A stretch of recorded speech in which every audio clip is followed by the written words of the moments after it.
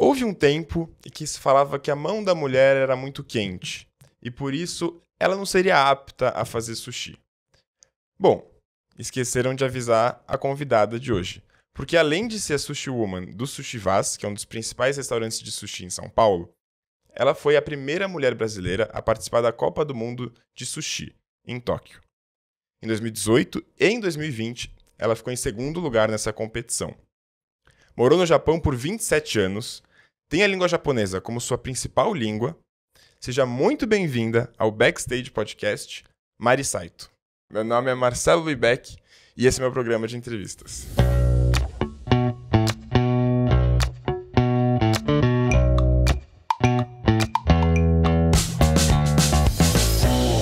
Obrigada, Marcelo, por ter me chamado hoje.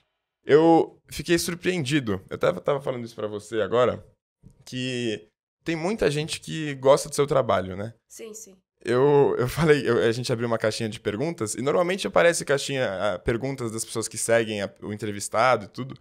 Mas dessa vez veio muita gente falar. Sim, sim. E é muito mais do que eu tava esperando, assim. E as pessoas gostam muito do seu trabalho e estão muito interessadas no que você faz. Sim. Por que você acha isso? Talvez porque é uma novidade ter uma mulher servindo assim no balcão, né? Tipo, tem mulheres servindo no balcão. Porém, assim, o meu trabalho não começa só ali no balcão. Ele começa atrás também. Tem uns bastidores que é de pegar o peixe, higienizar o peixe. É 100%. Então, não é assim, tipo, tem mulheres no balcão, só que eles só fazem sushi e servem ali. Então, é um pouquinho diferente o meu trabalho. Então, tem muita gente curiosa, né? Como é que deve ser uma mulher pegando um peixe daquele tamanhão, um atum daquele tamanhão? É uma coisa normal, só que as pessoas eu acho que acham, né? Como deve ser uma mulher fazendo isso aí, né? Mas é o meu dia a dia, então eu não acho assim tão assim novidade. Sim, pra você já é. Para mim é uma coisa normal, mas para as pessoas que não estão acostumadas a ver uma mulher, acho que fica curioso, né?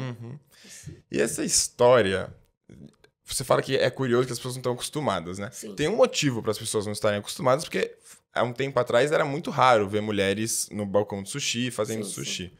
E tinha essa história de que as mulheres tinham mão quente, por isso elas não seriam aptas a fazer sushi, a manusear o arroz, o peixe. Da onde vem essa história? Por que que isso acontecia? Como que tá isso hoje? Não, assim, isso daí eu acho que era a cultura do machismo, né? Eu vou ser bem sincera. No Japão, no normal, o marido não gosta que a mulher sirva outro homem. Então, eu acho que a partir daí é que apareceu esse tipo de, a mulher tem mão quente, então não pode servir. Minha mão é totalmente gelada. Assim, é terrível para falar a verdade, sabe? No inverno eu sofro muito com isso. Mas, tipo assim, já vem da cultura japonesa que é muito machista. Agora nem tanto, tá? Mas, assim, para você ver, a palavra esposa se escreve oku-sama. Oku é fundo, sama é a pessoa. Então, é aquela coisa, a pessoa dos fundos, ela não está apta a servir um outro homem na frente do marido, entendeu? Isso era uma coisa absurda. Mas agora essas coisas estão mudando, graças a Deus. Ainda bem, né? Isso. E isso tá mudando no Brasil e no Japão também. Já engato numa pergunta do Rafael Talerman, seguidor seu, que pergunta: esse seu trabalho sofre mais resistência lá no Japão ou no Brasil? Como que funciona isso? Olha, no Japão, as coisas estão mudando. Então, tem balcão que só tem mulheres servindo. No Brasil, assim, no começo, eu acho que assim teve um pouquinho de resistência. Mas a gente vai quebrando as barreiras. Eu acredito, assim, que agora as pessoas estão mais, assim, acostumadas em ver uma mulher. Mas, assim, no todo, eu acho que ainda tem bastante preconceito. E você sentiu isso ao longo da sua trajetória, assim? Senti. É? No primeiro campeonato que eu fui, no ano de 2017, eram 40 homens. E somente eu tinha mulher. É mesmo? Então, como é uma seleção de chefes do mundo todo. Primeiro são 130 inscritos. Você é selecionado, fica entre os 40. Então, só tinha eu de mulher. Nossa. E as pessoas do mundo todo, e eu na fila ali, e todo mundo olhando, né? O que essa mulher tá fazendo aqui, meu Deus, né? Mas nessa hora que eu senti um pouquinho assim, que eu tava fora me senti um pouquinho peixe fora da água, para falar a verdade. Mas aí eu falei assim, não, mas eu tô aqui porque eu quero mostrar meu trabalho. Falar que mulher também pode entrar nesse ramo e fazer alguma coisa legal, né? Então, a partir daí eu vi assim, não quero mais saber disso aí, né? Deixa isso aí pra lá, vou quebrar a barreira, vou fazer o meu melhor. É muito legal ver você falar assim, porque eu imagino que quando você era mais nova, não tinham tantas mulheres nessa posição. Sim, então, até para você olhar como referência do que você gostaria de ser quando você fosse adulta, ou enfim, quando você tivesse uma profissão, é mais difícil quando não tem pessoas parecidas com você lá. Sim, sim. Você tinha referências? Como que você teve essa ideia de virar sushi woman, se naquela época não era tão... Pra falar a verdade, é uma coisa muito particular minha. Eu gostava muito de comer sushi. Então, eu fiquei assim, poxa, né? Comer sushi no Japão é caro também. Tanto aqui, tanto no Japão. Só que eu queria comer sempre. Falei, tem peixe bom no mercado, então agora é só aprender, né? Aí eu falei, eu vou fazer uma matrícula numa academia, procurei. Eu comecei a ir, acabei gostando desse negócio de fazer sushi. Eu falei assim, poxa, acho que eu gosto de comer e fazer também, né? Então, por que não mudar de ramo? Aí que eu fui me aprofundando, assim, aí que eu mudei para esse lado. Entendi. Tá. Então, não foi uma decisão que você teve lá quando você era mais nova. Você foi fazendo Fui e foi fazendo vendo e que... falei assim, não, eu acho que esse é o lado prazeroso da vida. Você fazer uma coisa que gosta, você come, além disso, você come o que você gosta. Também, tinha também, assim, eu quero fazer uma coisa que ninguém faz. Entendeu? Eu sempre tive essa coisa de eu sou do contra, ou nadar contra a maré. Para ver no que dá, eu sempre fui assim meio do contra. Daí, no final, acabou dando certo. Quantos anos você tinha mais ou menos nessa época que você começou a entrar Olha, nesse mundo? Acho que eu tinha uns 36, mais ou menos. 36? 36 anos. Achei que você entrou quando você era mais nova, que legal. Não, eu tinha uns 36 anos. E aí você mudou de carreira, de profissão? Tudo. Sim. Aí eu falei assim, eu vou pro lado mais prazeroso, né? O que você fazia antes? Antes eu trabalhava no RH de uma empresa. Nossa, nada a ver. Nada a ver, nada a ver. Eu fui para lá e trabalhei numa empresa chamada Denso por 27 anos. Eu nunca mudei de emprego. Então, isso deve ter uma coisa muito rara para brasileiro, né? Porque brasileiro gosta de pular de galho em galho. Então, as pessoas olham isso como novidade também, né? 27 anos na mesma 27 empresa. Anos. Comecei lá embaixo, claro, como assim qualquer brasileiro que vai lá. Mas aí eles foram vendo que a gente tem potencial e foram me colocando para cima. No final, eu já estava na RH. Escolhia pessoas, admitia e demitia e fazia esse trabalho meio chato, sabe? Mas aí, graças a Deus, eu encontrei esse lado, que eu gostava muito mesmo do sushi, aí eu mudei. E financeiramente fez sentido na época isso pra você? Ou foi uma decisão de abdicar um pouco do dinheiro pra fazer algo que você gostava? Foi abdicar um pouco do dinheiro. Né? Sim. Porque depois de tanto tempo numa empresa, querendo ou não, você tem um nível maior do que você trabalhar numa coisa que você acabou de começar. Mas assim, agora eu trabalho por paixão, não trabalho por assim, eu quero ficar rica. Não, acho que essas coisas, para mim, não. Eu gosto de fazer o que eu quero. Então, o que eu estou fazendo agora é muito prazeroso, poxa. Você vai no restaurante, você conhece pessoas novas, ainda você serve, a pessoa vai feliz para casa. É uma energia muito boa. Eu gosto de energia boa, positiva. Isso faz muito bem para mim. Então, isso daí me compensa. Eu posso estar recebendo milhões no cargo que eu estava, mas, assim, ir para o sushi foi a melhor coisa que eu fiz na minha vida. Que legal ouvir isso. Porque acho que isso também passa para as pessoas que vão no restaurante e veem você lá trabalhando, né? Então, é uma coisa muito prazerosa. Eu não sei nem te explicar. Não sei nem te explicar. Seu trabalho não é um peso na sua vida, então? Não. Que para grande maioria das pessoas né? Sim, tem maioria que fala assim, mas é um trabalho, né? É uma coisa de rotina. Não é rotina. As pessoas que estão ali no balcão vai ser diferente todo dia. Claro que tem gente que vem repetidamente lá. Você se torna até um colega, até um amigo, né? Tem gente que até convida você para sair para comer, etc. e tal. Mas, assim, todo dia não é uma rotina, é uma coisa diferente. Então, sempre vai ser uma coisa prazerosa. E você ainda aguenta comer sushi depois de tantos anos fazendo e tantos anos vendo aquilo na frente? Todo mundo me pergunta, mas eu aguento. Aguento. Claro que tem algumas coisas que eu já falo assim, eu acho que eu não vou comer hoje. Mas a gente é obrigado a experimentar para ver se está tudo no controle antes de servir os clientes. Todo dia, então? Todos os dias tem que comer alguma coisinha. Putz. E assim, pelo menos não cansa, né? Não. Porque para você também sentir o que o cliente quer na hora de comer, você também tem que estar afim daquilo, né? Sim. Isso aí eu preciso explicar também, né? Esse daqui tem sabor de não sei o quê. Esse aqui eu acho que você vai gostar. Esse aqui ou você vai amar ou vai odiar, entendeu? Então você tem que ter... tem que estar sabendo o que você está servindo naquele dia. Então é obrigatório você comer um pouquinho. Então, você falou um pouco que você tem que explicar para o cliente tudo. Sim. Eu queria que você explicasse um pouco como que é esse formato de restaurante que você está e como que é esse formato de servir as pessoas no omakase.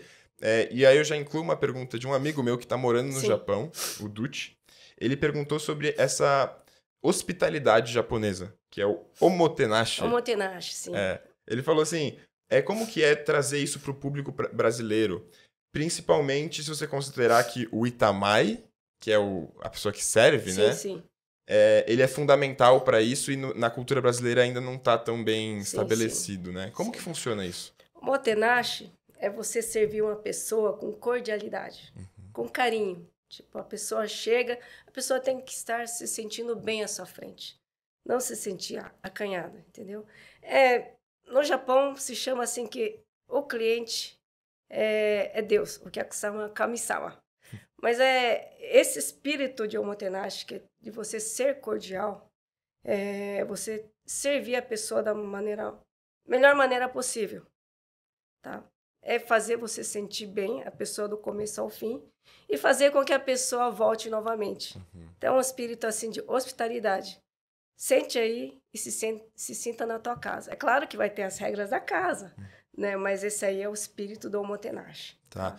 Que é um pouco diferente, assim, de quando a gente pensa em, sei lá, esses restaurantes muito chiques ou muito... Que às vezes as pessoas até se sentem desconfortáveis lá, né? Sim. E ele até falou assim, aqui no Japão, eu vou nos restaurantes e eu me sinto bem nos restaurantes. Parece que eles não me tratam como se eu fosse um burro que tô lá sem saber nada. Eles me tratam bem, querendo que eu fique à vontade e, ao mesmo tempo, eles conseguem me explicar tudo sem que eu me sinta um idiota. É meio por aí. Assim. É meio por aí. Né? É você não deixar o cliente se sentir inferior. Tipo, qualquer pessoa que seja bem leigo, sentar ali, a pessoa vai se sentir bem. Por quê? Porque você sabe que vai ter uma pessoa que vai te explicar como comer, de que forma comer, a forma mais correta de você comer um bom sushi, entendeu? A pessoa não vai se sentir acanhada ou vergonhada. Não, fique livre ali, fique assim...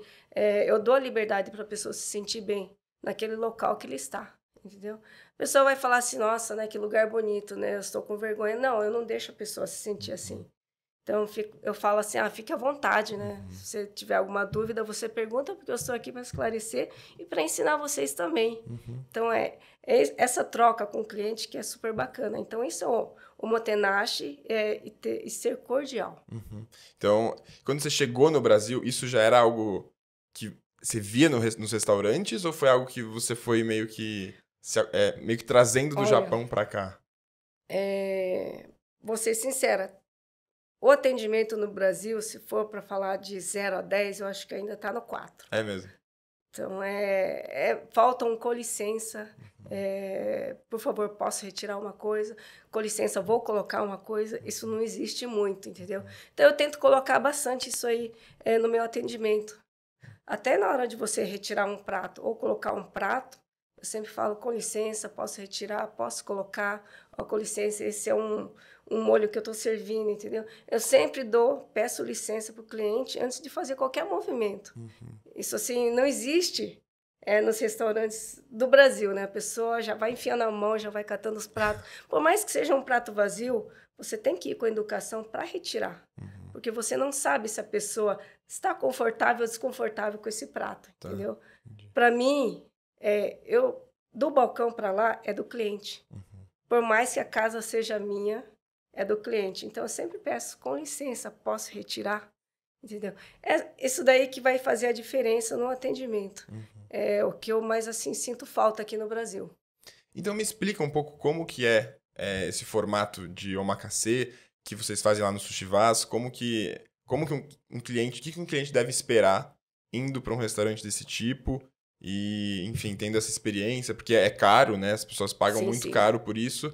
Então, o que se espera de um restaurante assim? Como que funciona? O omakase, o propósito do omakase é o seguinte, é ter o peixe da região, tá? Então, você não precisa você importar o peixe, que vai trazer uma coisa muito cara, tá? A gente tem se você quiser importar o toro do Japão, tem. Ou algumas peças que a gente não tem aqui, dá para importar também, porém fica muito caro. A proposta ideal do omakase é você pegar o peixe da região, peixe sazonal, e servir da melhor forma possível. Esse é o ideal do omakase. Tá? Então, tanto aqui, tanto no Japão, vai ser a mesma proposta. Tá? E aos cuidados do chefe, né? A gente pega os melhores peixes, entre os peixes, a gente vê, esse está fresco para servir no dia, então vamos servir esse peixe. O cardápio é feito toda hora. Todo dia muda? Todos os dias mudam, tá? Primeiro horário é tal coisa, segundo horário já é uma outra coisa. Ah, é? Às vezes é uma proposta diferente. Então a pessoa vem, filma lá, né, no Instagram, não sei o quê. Mas eu fui nesse dia, mas eu não comi isso aí. Claro, ele vai mudar. Primeiro horário, segundo horário, algumas coisas mudam. Tem dias que não, mas essa é a proposta. Então a gente tem peixe bem fresco primeiro horário, mas pro segundo horário eu acho que não vai ser legal, a gente já troca. Entendi. Então essa é a proposta do omakase. E aí, a pessoa não escolhe os peixes que ela vai comer. Não. São vocês que escolhem servir. Aos cuidados do chefe. Omakase vem de uma palavra japonesa, tipo omakase shimasu. Eu vou deixar por sua conta. Então essa é o propósito do omakase. Você fica livre de ter que escolher. Isso. E você deixa você vai quem lá, sabe. Isso, vai naquela sequência que você também já experimentou, né? Então essa é a melhor ideia do omakase. Inclusive, a gente se conheceu lá, né? Quando você me serviu no Sushi Vaz. Você gosta de trabalhar no Sushi Vaz? Eu amo trabalhar lá. O clima é muito bom lá, né? Isso, lá é uma energia muito boa. O Vaz, é o Vaz, né, que chama? Sim, o chefe Vaz. O chefe Vaz. Ele é muito engraçado. Eu acompanho ele no Instagram, assim, o restaurante no Instagram. Sim. E ele é muito... Ele sempre tá com pessoas falando e tal. No dia que eu fui lá, ele fica à sua esquerda ali, né? Sim. Eu vi ele conversando com todo mundo e ele é uma pessoa muito, muito pra cima, muito gente boa, Isso, né? é carismático. Muito, né? Ele sempre tá pra cima, carismático.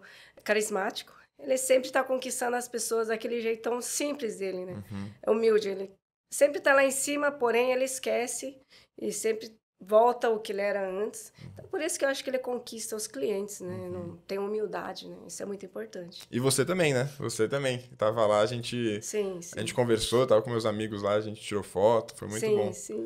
A gente sempre deixa o ambiente bem descontraído, alegre, para a pessoa se sentir à vontade e falar, eu gostei, eu vou voltar novamente.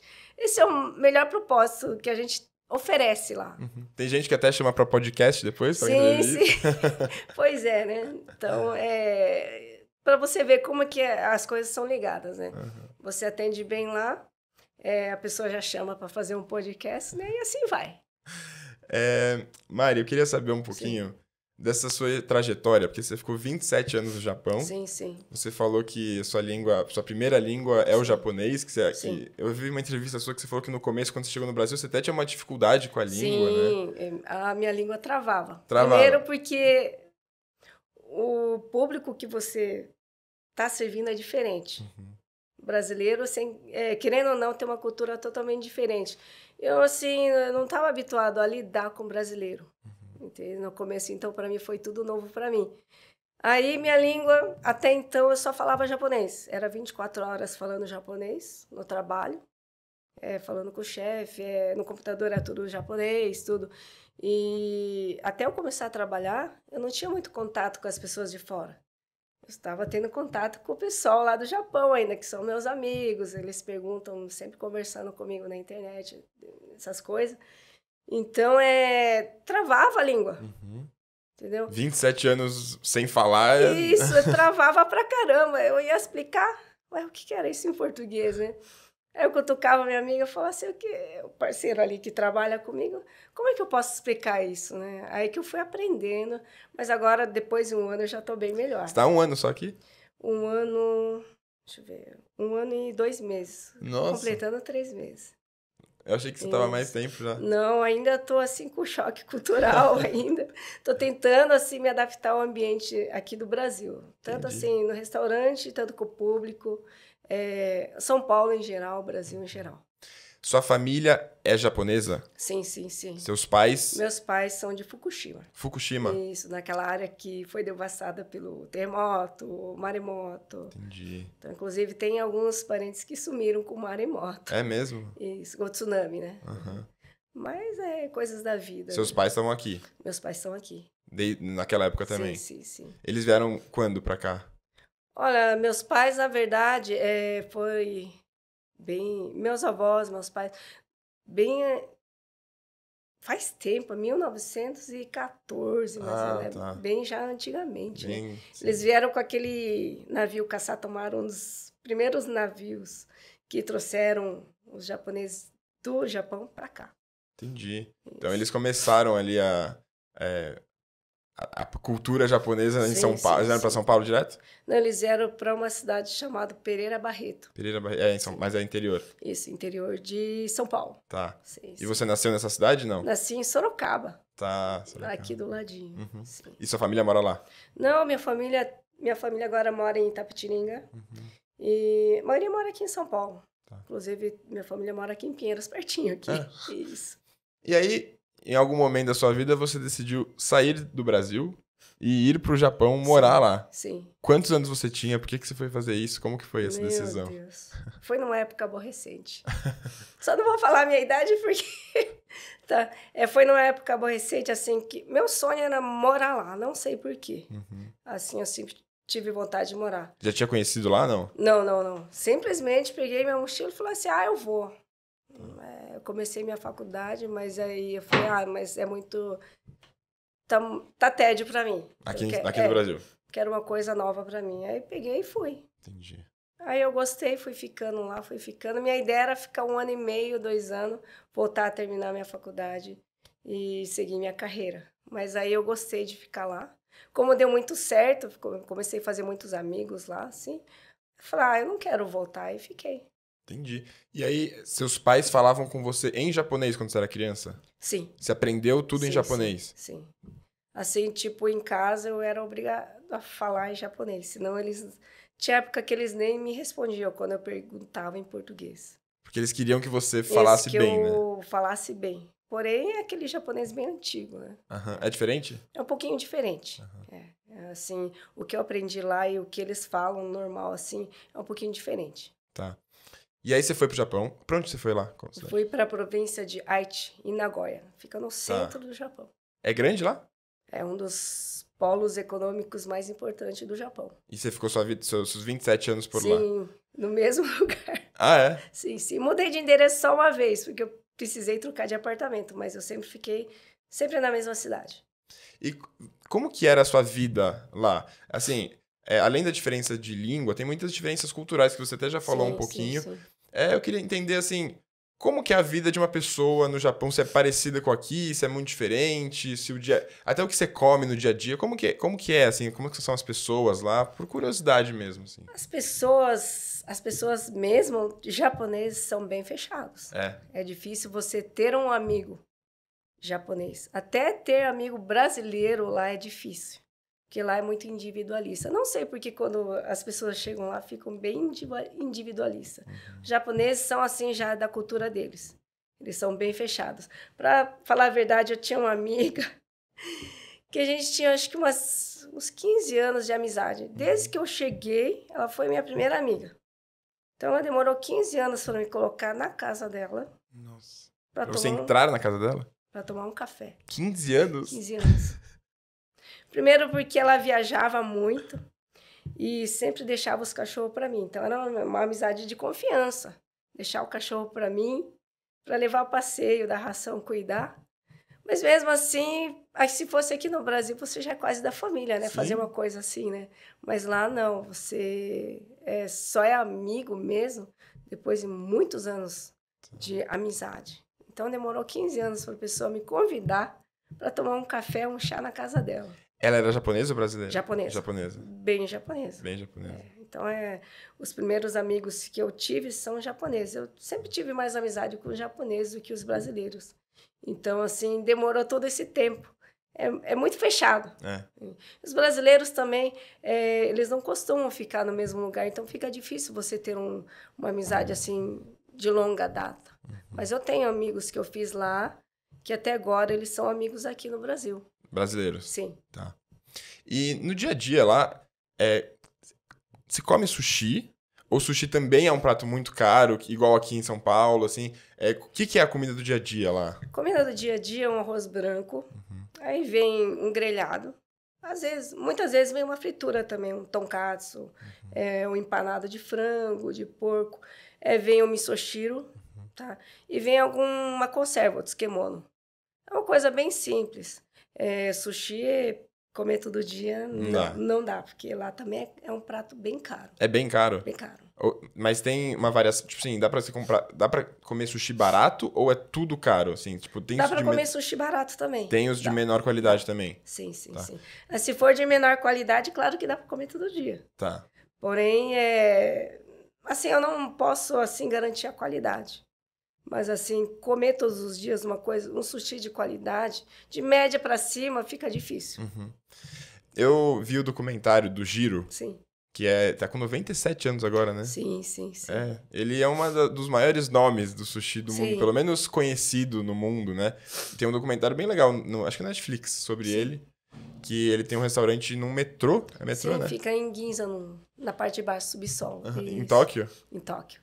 Que é um restaurante que tinha 3 estrelas Michelin e serviu o Obama, servia todo mundo, das pessoas mais importantes do mundo. E aí ele perdeu as estrelas Michelin porque ele estava escolhendo quem ele queria servir, né? Sim. E nesse documentário eu fiquei um pouco impressionado com algumas coisas, assim. Primeiro no jeito que ele trata a comida, assim. É muito diferente da nossa cultura brasileira. Sim. Trata como se fosse uma joia, como se fosse né? E o cuidado de ensinar os aprendizes dele com muito tempo. Então, no documentário mostra que um dos aprendizes dele teve que ficar 10 anos lavando arroz para começar a fazer o shari. Sim. Como que é essa cultura nesses restaurantes? Você já foi nos giros? Como que é isso para você, assim, esse lugar? No giro eu não fui, mas eu fui em vários restaurantes. Mas, assim, as histórias que eu, assim, sei mais ou menos a pessoa entra no restaurante e fica de 3 a 4 anos somente olhando, tá? Assim, limpando as coisas que os chefes usam, tá? Para depois começar a entrar numa fase que é mais séria, que é o arroz. Porque o arroz, ele é muito importante para o sushi, tá? Tipo, 80%, 70% a 80% do umami do sushi é o arroz. Então, é a parte que você não pode deixar para qualquer pessoa. É a parte mais importante. É a parte mais importante. Tá? Então, tem daí essa cultura de você não deixar a pessoa que acabou de entrar pegar no arroz. Então, tem todo o cuidado para você lavar o arroz, deixar descansar o arroz. É tudo cronometrado. Então, não é qualquer pessoa, chegou, então você faz o arroz. Não, demora muito a pessoa começar a fazer uma coisa. Então, até a pessoa ficar apta a fazer tudo, vai de 10 a 15 anos. É mesmo? Isso. Tá, mas no Brasil, nem tanto, porque falta profissional. Falta gente, né? Mas lá no Japão é uma tradição que eles levam à risca. Eu não digo que seja em todos os restaurantes, mas a maioria demora bastante para você chegar no arroz. Tá. E aí, falando desses restaurantes super estrelados e conhecidos, assim, é realmente algo extraordinário? Como, assim, se você já foi, qual que é a diferença desses restaurantes para um lugar normal, um pouco mais, enfim, mais acessível, né? O sabor do peixe é totalmente diferente. A conservação, eles conseguem o melhor peixe, né? Porque, por ser renomada, claro que eles vão ter pessoas que entregam os melhores peixes, né? Então, a diferença no peixe, a diferença no shari, a diferença no arroz, a diferença no vinagre. Eles vão buscar aquele vinagre que eles vão buscar e falam, eu quero trabalhar com esse vinagre. Então, você vai estudar sobre esse vinagre e vai fazer com esse vinagre, dê certo com esse arroz, que eu fui pedir para um outro produtor, tá? Que esse produtor adaptou ao meu sushi. Então, é tudo assim, é um conjunto. Não é só uma coisa. Se você tiver só um peixe bom e o arroz ruim, não vai ficar bom. Então, uma pessoa que trabalha bem no ramo, ele vai buscar o melhor vinagre. Não vai pegar qualquer vinagre que tem no supermercado. Ele vai buscar uma pessoa que faz um bom vinagre, que combine com o arroz que ele está usando e que combine com o peixe que ele comprou. Então, é todo esse conjunto aqui que vai dar a diferença entre um sushi bom e um sushi ruim. Tá? Tem vários temperos diferentes pro arroz, né? Sim. Cada chefe tem sim. o seu, é isso? Sim, cada chefe tem o seu. Cada casa tem o seu. Tá. Então, a pessoa vai estudar o que é o sushi da casa, o vinagre da casa, vai ter um tempero. Tem gente que coloca um monte de coisa, mas tem algumas que vai ter só o sal. Algumas que vai ter sal, açúcar e algumas coisas para dar umami. Então, cada casa vai ter o seu.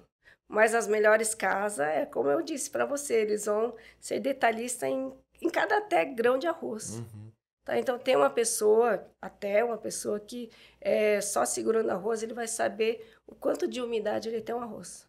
Inclusive, tem uma maquininha que você coloca o arroz lá, ele sai a umidade do arroz. É mesmo. Então, dependendo da época também, você tem que controlar a quantia de água que você coloca no arroz. Ou como que você vai lavar o arroz daquela época. Tá? Um arroz novo, um arroz que está velho é totalmente diferente. O jeito de você lavar e cuidar do arroz. Então, você tem que estar com aquilo na tua cabeça para você poder fazer um chari bom. Tá. Tá. É muito louco você falar isso, porque é realmente tratar a comida com muito carinho, né? Com muito cuidado, assim. Eu lembro no documentário que ele vai todos os dias no mercado de peixe, ele experimenta um pedacinho do peixe para ver se ele vai comprar ou não, né? Imagino que vocês façam algo semelhante de escolher os peixes. E aí, no Brasil, até por ser por ser menos acessível para as pessoas, a comida japonesa que está difundida não é assim, né? Não é tratar o sushi como uma joia, até porque também é muito caro para a maioria das pessoas poder comer isso. Quando você chegou do Japão aqui no Brasil e viu esses restaurantes, o Brasil mudou muito o jeito de se fazer sushi, né? Sim, mudou bastante. Trouxe muito pro cream cheese, pra modernização do que as pessoas aqui gostam. Sim. E tem os estilos de rodízio, que você come quanto você quiser, que aí é o oposto de tratar cada individualidade do sushi, comer muito, né? Você ficou meio chocada com isso, assim? Como que foi pra você ver a cultura brasileira de sushi em comparação ao que você conhecia no Japão? Olha, eu vejo bastante na internet, né? Assim, na minha frente eu nunca vi. Porque, desculpa, eu não costumo ir nesses lugares porque realmente eu acho que eu não curto esse tipo de mudança. Não que assim eu critique. Se tá sendo bom pro paladar do Brasil, pro brasileiro, então para mim tá jóia. Então, inovem, criem, tá bom assim. Mas assim, eu me assustei quando eu vi o hot roll, o sushi frito, empanado, né, com salmão, cream cheese, algumas com aqueles pimentinha. Aquelas... Sriracha? Não, aquelas pimenta biquinho. Sei.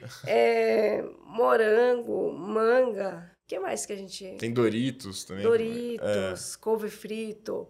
Eu não condeno esse tipo de coisa. Mas, assim, uma coisa assim que eu me assustei. Assim, eu particularmente, eu nunca experimentei, para falar a verdade. Eu tenho até curiosidade, mas ainda não tive coragem. Eu não posso falar que aquilo ali é ruim.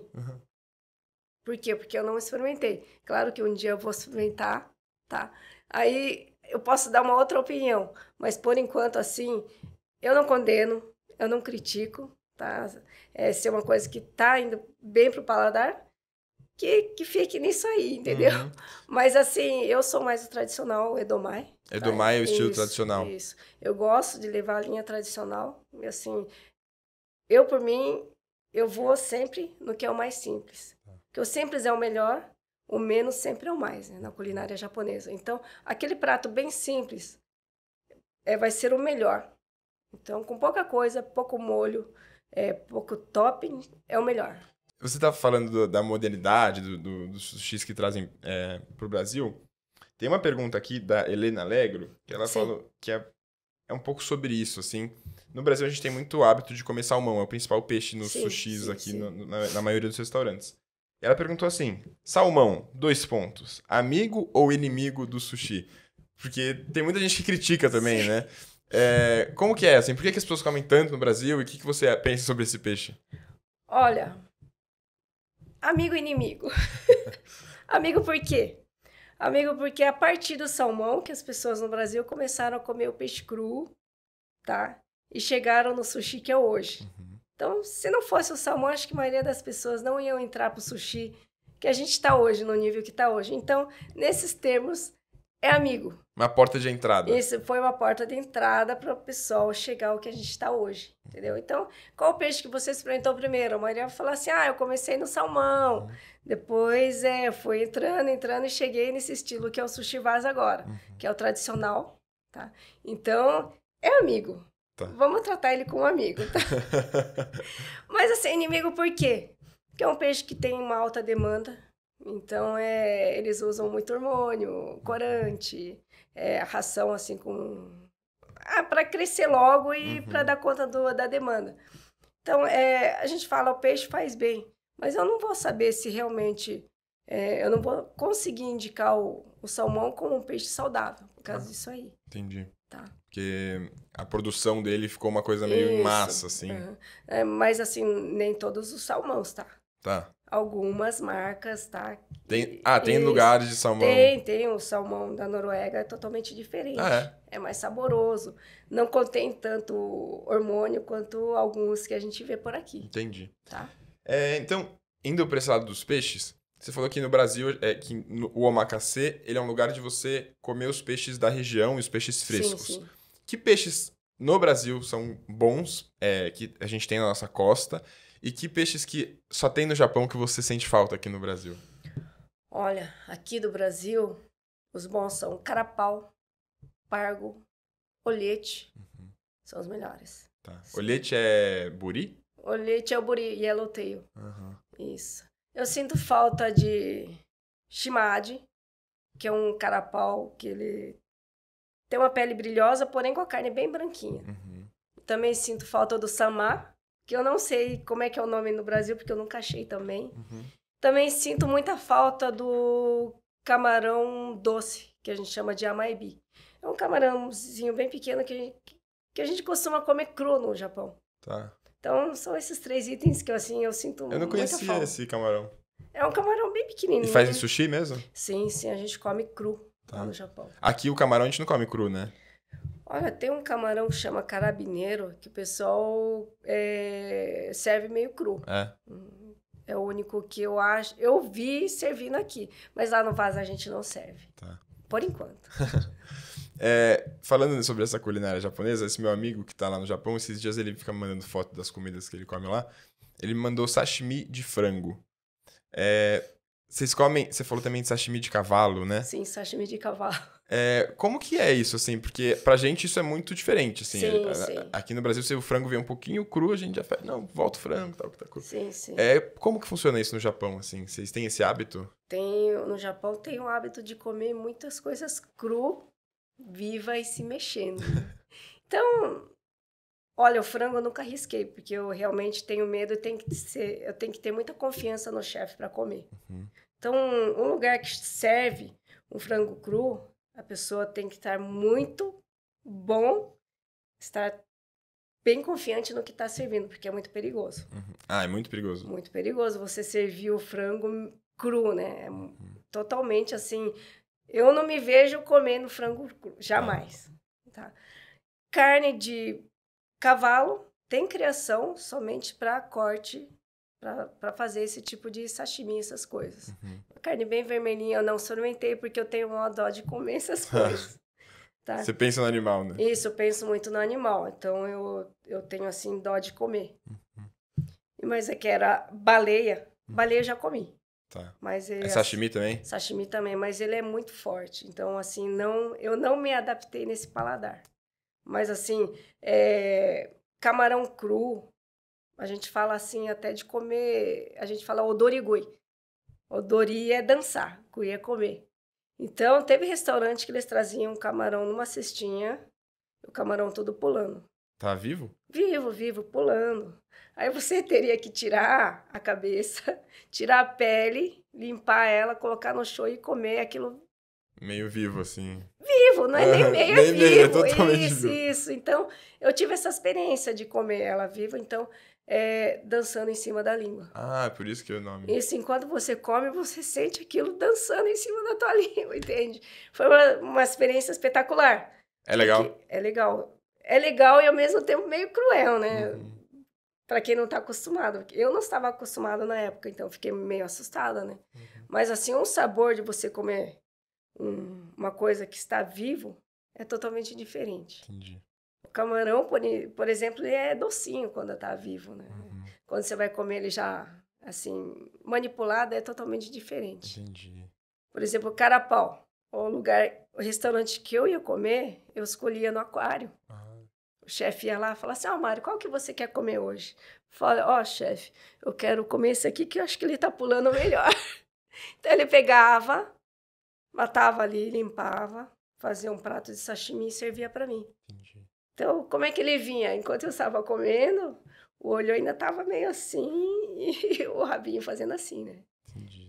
Então, essa é uma coisa normal lá no Japão. Isso tem a ver, você acha, com o que o país já passou, assim, de A guerra? cultura, a guerra, tudo. Então, o japonês é acostumado a comer tudo. Ele não tem, assim, ele não desperdiça. Tá? A cultura de hoje se desperdiça bastante. Acho que um dos países onde mais desperdiça comida pode ser que seja até o Japão. Infelizmente. Mas antigamente não, por causa da guerra, eles passaram muito fome. Então, por exemplo, o arroz era tratado como se fosse um ouro. Tanto que eles cavavam um buraco, colocavam o arroz numa jarra de barro e deixava debaixo da terra para ninguém roubar, na época da guerra, né? Então, a gente tem essa cultura de não desperdiçar o arroz que é servido, nenhum grão. Então, quando a gente saía para comer, eu tentava não deixar nenhum tipo de arroz dentro da minha tigela, nenhum grão. Isso, você falando isso, me lembra até um pouco disso que a gente estava falando de tratar a comida com muito cuidado, muito carinho, né? De cada coisa ali importa muito porque, Sim. enfim, a cultura do país teve que valorizar, Sim. né? Mari, falando um pouquinho da sua carreira, você participou da Copa do Mundo de Sushi. Sim. Eu queria saber como foi isso na sua vida, assim, que foi uma parte ali do começo de você como sushi woman. Eu queria essa experiência. Minha experiência começou no ano de 2017, tá? Fiquei sabendo na escola, né, na academia onde eu frequentava, tem um campeonato mundial de sushis.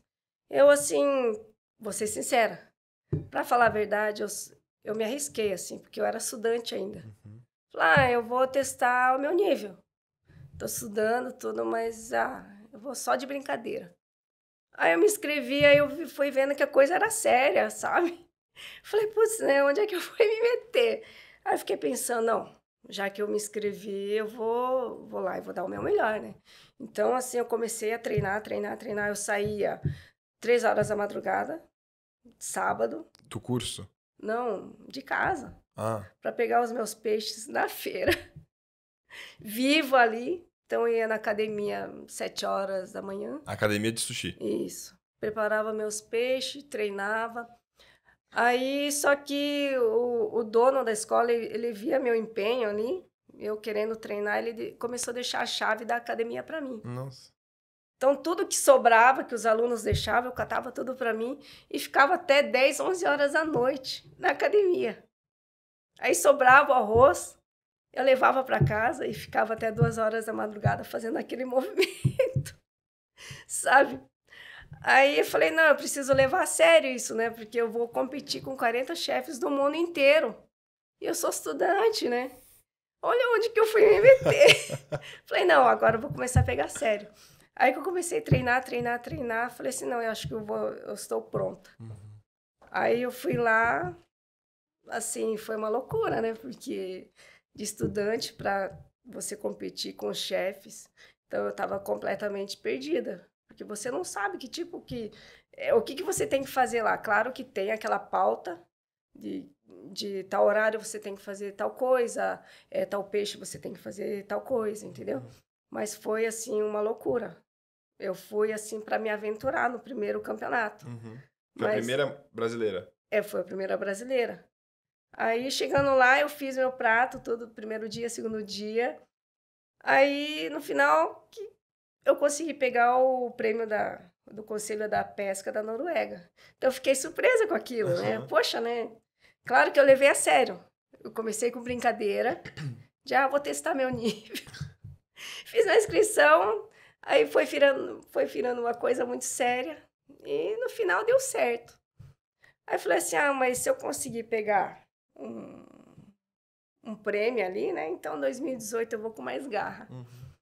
Aí eu falei, vou começar a treinar já em 2017, pro ano de 2018.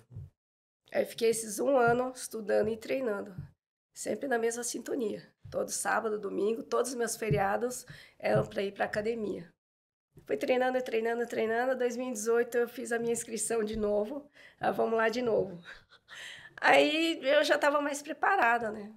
Tipo, acho que dessa vez eu vou mais tranquila, menos nervosa. Eu já conhecia todo o esquema, então daí deu certo. Fiz meu prato no primeiro dia. Aí, do original, que é o Edomai, eu passei pro criativo. Aí começa no original, Isso, no tradicional. O tradicional, que é Edomai. Daí do Edomai eu já tinha pego um bom ranking, que era o 2º lugar no Mundial. Aí eu já fiquei muito feliz, né?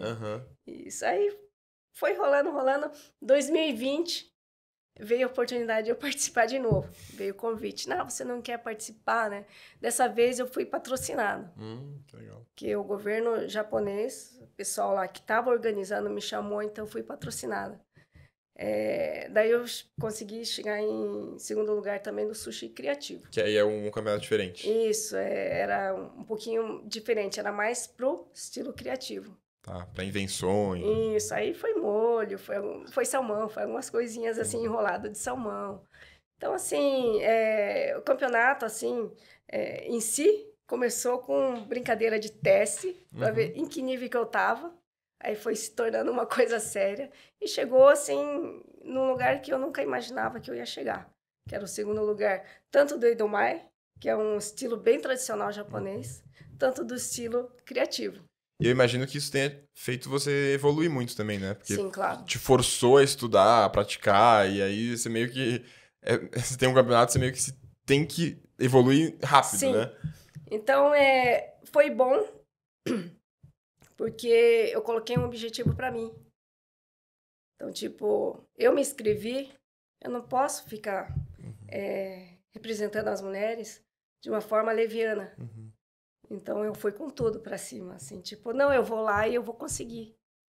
Então, eu fui já bem preparada, tanto para 2018 para 2020. Então, graças a Deus, a gente conseguiu um lugar bom para representar todas as mulheres. Falando sobre essa representação, nesse ano teve um dia no Sushivas que foi só de mulheres cozinhando, né? Sim. E eu já vi você postando e falando sobre isso, que foi um dia muito especial para você. Sim, para mim foi. Porque, assim, foi um evento que eu acho que inédito, tanto do Brasil, talvez no mundo todo, né? Porque eu nunca ouvi falar assim, o balcão só de mulheres servindo. Você já ouviu isso? Nunca. Não, né? Então, no Japão tem um balcão onde tem só mulheres preparando do começo ao fim. Mas aqui no Brasil, talvez no mundo todo, seja um evento inédito. Então, para mim, aquilo ali foi uma realização muito grande. Foi o dia que eu mais senti realizada naquilo que eu estava fazendo. Ainda mais no Brasil. Não sei se eu já te falei, eu morei todo esse tempo no Japão, mas eu sempre carreguei minha bandeira brasileira em todos os campeonatos que eu fui. Então, se você procurar no Google sobre o meu campeonato, ele vai aparecer eu sempre com a bandeira brasileira. Então, assim, para mim foi um momento muito especial. Você levou o Brasil pro mundo, as mulheres. Sim. E você ali no dia que as mulheres dominaram o balcão, você era meio que a líder, né? Porque você que já trabalha lá, né? E aí tinham as convidadas que... Sim, eu tive que puxar todo mundo que estava ali. Tinha que fazer o meu trabalho de servir e também ficar de olho em todas as mulheres que estavam ali, sushiwomas, que estavam servindo ali naquele dia, naquele momento. Muito legal. Parabéns, viu? Obrigada. Eu vou passar agora para a pergunta do público, porque sim. tem algumas. E aí a gente fica bem no tempo legal. Sim. O Rafael Talerman, de novo, pergunta: quais são suas pretensões aqui no Brasil? Eventualmente você pensa em abrir um lugar seu futuramente? Futuramente eu pretendo investir. Sim, sim, sim. Crescer mais, né? Não só ficar ali no balcão onde eu tô. Claro que todo mundo, assim, para mim, aquilo ali, para mim tá cômodo, mas eu nunca gostei de ficar num lugar cômodo. Como eu já te disse, eu sempre fui do contra, sempre fui assim, nada contra a maré. Se uma pessoa falar, não, não vai porque tá bom ali, tá cômodo, eu gosto, assim, já tenho uma outra visão, eu gosto de sair para fora. Então, pode ser que futuramente eu invista em outras coisas. Abrir o meu, talvez, ou alguma coisa para evento, especialmente para evento ou para delivery também. Entendi. Mas no momento, assim, para mim é um momento de aprendizado, tá? Eu gosto de estar ali, onde eu tô agora, que o público é um público muito legal que eu tô servindo agora. Então, para mim, está sendo muito satisfatório. Então, eu quero curtir esse momento agora. No momento, assim, eu não pretendo ir para esses lados. Tá. Mas um dia, se você abrir, avisa a gente. Sim, claro, A gente faz mais um episódio aqui, falando do seu novo lugar. Sim. E todo mundo aqui que gosta de você vai estar lá. Sim. Ele te perguntou se você tem dicas também de restaurantes japoneses ou de outras cozinhas que você gosta aqui em São Paulo. Sim, tem algumas. Restaurante japonês, eu vou ser sincera, Marcelo. O dia que eu tô de descanso, os melhores estão fechados, dizem, né? Então, Que é segunda? Isso, ainda não deu tempo de ir nos restaurantes que eu quero ir. Porém, tem alguns, assim, que eu gosto muito de ir, tá? Assim, mais sobremesa, eu acho. Eu gosto muito de doce, né? Então, eu frequento muito, em termos de doce, eu gosto muito de ir no Amai Doces, não sei se você já Amai? viu. Isso, ele é juntamente com o Mega Saquê, Tá. que é um fornecedor de saquê, que fornece os saquês pra gente lá. Tá? Eles têm uma doceria que é bem típica, assim. É uma mistura do Japão com doce brasileiro. Porém, ele é bem suave, tá? Assim, que combina bem com o saquê também. Tanto que tem um lugar onde você paga uma taxa, você pode experimentar todos os saquês que estão na vitrine. Isso, eu recomendo esse lugar, tá? Se você gosta de saquê, um doce bem suave. Aonde que fica? Fica na rua Cubatão, 305. Tá. Eu, como eu gosto muito de doce, chocolate, né? Eu recomendo a Chocolátria, que é um lugar onde também faz uns pães caseiros, né? Você pode ir lá e tomar um café da manhã, que é super top também. Esses lugares é onde eu mais gosto de ir. Você gosta de izakaya, não? Gosto. É? Tem um que eu gosto também. Aqui? Tem. Qual? Tem um Izakaya Kuroda.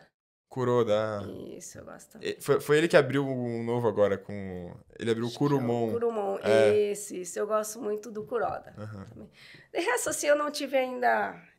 assim, não experimentei muitas coisas. Mas quem sabe no próximo podcast eu posso te indicar. Acabou de chegar no Brasil também, né? Sim. Dá um tempinho. Foi corrido, porque eu cheguei aqui, eu precisei arranjar um lugar para morar.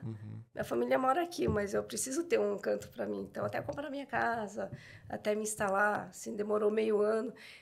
Aí ainda eu tô ainda se acostumando com as coisas. É difícil de se acostumar no Brasil. Então, tá sendo um choque cultural muito grande.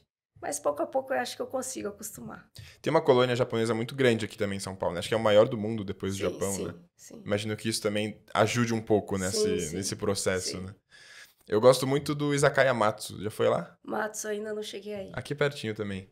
Eu te recomendo esse, então. Ah, tá. Que é muito bom. Tá. Quando eu for pro Izakaya Matsu, eu posso lá e te marco. Beleza. Combinado. A Karina Tatuarte, esse é o nome dela. Ah, sim. Conhece? Sim, conheço. Ela é minha irmã de coração. Ah, é? Sim. Ela mandou uma pergunta, ela falou assim, pode mandar recado também? Ela é minha inspiração, me mandou um coração. Isso. A Karina, eu conheço ela desde no Japão. Foi uma coincidência muito engraçada. Ela foi fazer um curso de lame na academia. E ela é da cidade onde eu cresci. Vivi e cresci quando era pequena. Inclusive, eu fazia parte de jogar softball. O beisebol feminino, tá? Numa comunidade japonesa. E eu conheci ela lá na academia e ela falou, eu sou de Piedade lá, né? Aí ela foi falando sobrenome. Falei, putz, né? Eu te carreguei no colo. É mesmo? Isso. Aqui no Brasil? Isso, eu tinha carregado ela no colo, aqui no Brasil. É inacreditável E a isso. gente foi encontrar do outro lado lá. Aí teve mais uma coincidência, ela morava na mesma rua que eu. Lá no Japão? Do outro lado do mundo. Isso você nem... Ah, você conheceu ela Na academia, academia. e foi assim, nossa, né? Conversando. Ah, você conhece tal fulano, né? Então aí a gente descobriu que eu tinha carregado ela no colo quando era bebê. Eu fui encontrar do outro lado do mundo. Isso é muito maluco. E ela morando na mesma rua que eu. Aí ela se interessou no curso de sushi também e ela começou a estudar comigo. Ela também é formada Ah, é? na mesma academia. Ela participou do campeonato de 2018 juntamente comigo. Ah, que legal. Ela tá no Isso. Brasil aqui ou tá... Ela tá lá, só que ela mudou de ramo. Ela virou tatuadora. Ah, por isso que é Tatuarte o nome dela. Isso. Entendi. Mas ela eu considero ela, assim, como parte da minha família. É irmã mesmo. E ela te perguntou sobre essa rotina de estudo enquanto trabalhava 12 horas por dia. Foi isso que você contou do... Isso. Foi cansativo, mas prazeroso ao mesmo tempo. Assim, se me perguntasse, assim, se eu voltaria naquele tempo, eu voltaria com certeza. Isso. Faria tudo de novo. O Thomas Beckor perguntou: os japoneses sabem o quanto o sushi foi abrasileirado? Isso chegou já lá? As pessoas têm essa noção? Tem. Isso passa muito no programa do Japão. Ah, é? Passa. E as pessoas ficam... Fico assustado. Meu Deus, né? O que estão servindo lá no outro lado do mundo? Mas acho que mundialmente, né? Passam alguns programas lá. Inclusive no Japão, você liga a TV lá pelas 5h30, 6 horas da tarde, só tem programa de comida. Ah, é? Acho que para atiçar mais o estômago do japonês, né? Então passa bastante coisa sobre comidas que foram transformadas assim, mundo afora do Japão. Perfeito. Aí a Geisitsu, ela falou saudades aqui, porque você conhece? Isso, eu, na verdade, fui chefe dela, trabalhando lá. A gente trabalhou junto. Ela te perguntou sobre como que foi a adaptação no Brasil. Você já contou um pouquinho, né? Sim. E falou que tava com saudades de você. Isso, eu trabalhei com ela acho que 1 ano e pouquinho, quando eu estava na RH já e também cuidava de uma equipe de mais ou menos 40 pessoas, onde era o meu departamento ali. Então, fui chefe dela. A gente se dava muito bem lá. E, assim, acho que é por isso que ela estava falando saudades, né? E ela te perguntou... ela não, o Paulo Fernandes te perguntou qual que é o principal segredo de um bom sushi? Principal segredo é você fazer com paixão. Tá? Se você vai lá porque é teu trabalho, a sua obrigação, não vai ficar bom. Então, não tem... O chari pode ser bom, o peixe pode ser bom, mas se você não tem paixão por aquilo que você faz, não adianta, nada vai ficar bom. Isso é muito incrível, porque ouvindo você falar e eu vendo o documentário que eu vi, eu tenho uma série de comida japonesa que eu assisto também, que esqueci o nome agora, mas é de um cara que todos os episódios ele vai num restaurante, é ficcional, né? É fictício. E aí ele também é apaixonado por comida e cada episódio é uma história sobre a comida que ele tá indo. Depois eu te passo, essa série é legal. É meio que uma coisa em comum que eu vejo, né, em você e nessa cultura de amar mesmo a comida e de amar o que tá fazendo e não fazer por obrigação, assim. Isso eu acho que é algo que vocês trazem pro Brasil, assim, que é muito legal de ver. E passa também, né, pro consumidor, assim, a gente percebe quando tá num lugar que as pessoas amam o que fazem. Sim. Assim, é o que eu sempre falo para você, né? Se você faz porque você gosta, às vezes o peixe, o produto nem pode estar tão bom a ponto de servir.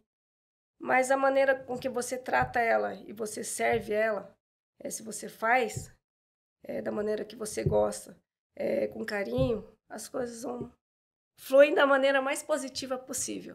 Eu penso assim.